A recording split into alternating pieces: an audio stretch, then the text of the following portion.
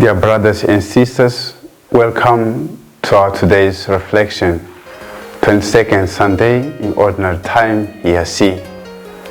The first reading is taken from the book of Sirach, chapter 3, verses 17 to 20 and 28 to 29.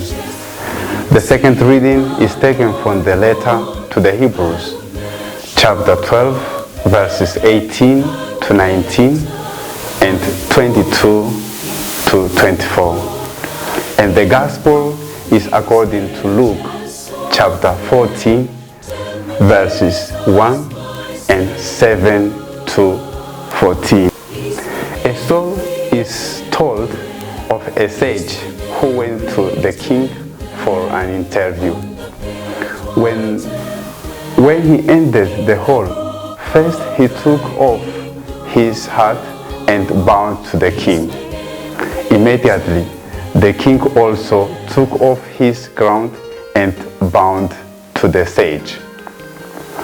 The ministers and others who were around the king asked, "Why did the king do such thing?" The king said to them, "Do you think I wish to remain inferior to an ordinary man? He is humble and modest. His humility is a peerless virtue. He showed his respect to me. If I did not take off my crown, then I would be showing less humility than an ordinary man, and I would be defeated by him. If I am the king, I should be better than everybody." Last Sunday, Jesus in the Gospel invited us to strive to enter the narrow gate. Today's readings are inviting us to the virtue of humility as the key that enables us to enter through the narrow gate. In the first reading, we are told to perform our tasks in meekness or humility. Humility is not weakness or being a doormat. Rather, it has to do with self-knowledge and being conscious of one's qualities without seeking self-glorification. It is to acknowledge our place before God and rely in Him. This makes us to avoid pride and to avoid seeking places of honor like the guests in the Gospel, but seeing others equal to us regardless of our high positions or qualities. What could Jesus say about our occupations or positions as religious, as priests, a superior in a community or institute, or whoever holds any responsibility before others? Brothers and sisters in Christ, let us hunt humility, catch it, swallow it, and appropriate in our daily life, so that the greater we become, the humbler we are. Let us take humility as the yoke of Christ upon us. Though he was in the form of God, he humbled himself.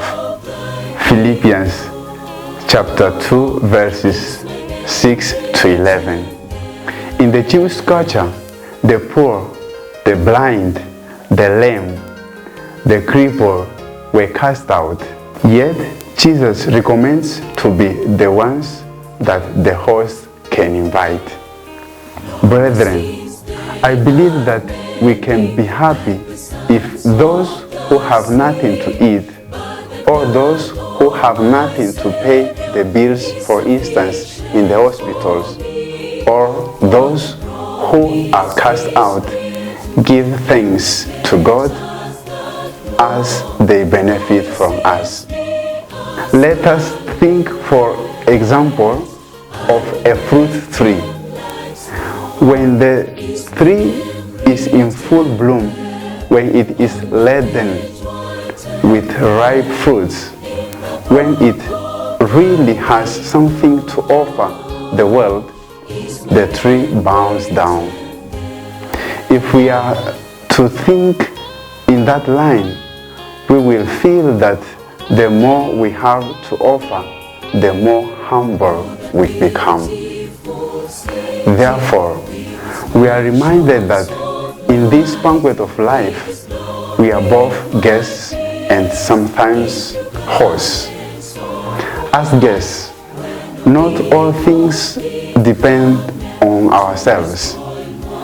The one who invited us can either remove us from our positions or retain us in our positions. Let us administer and serve our brothers with humility and true love.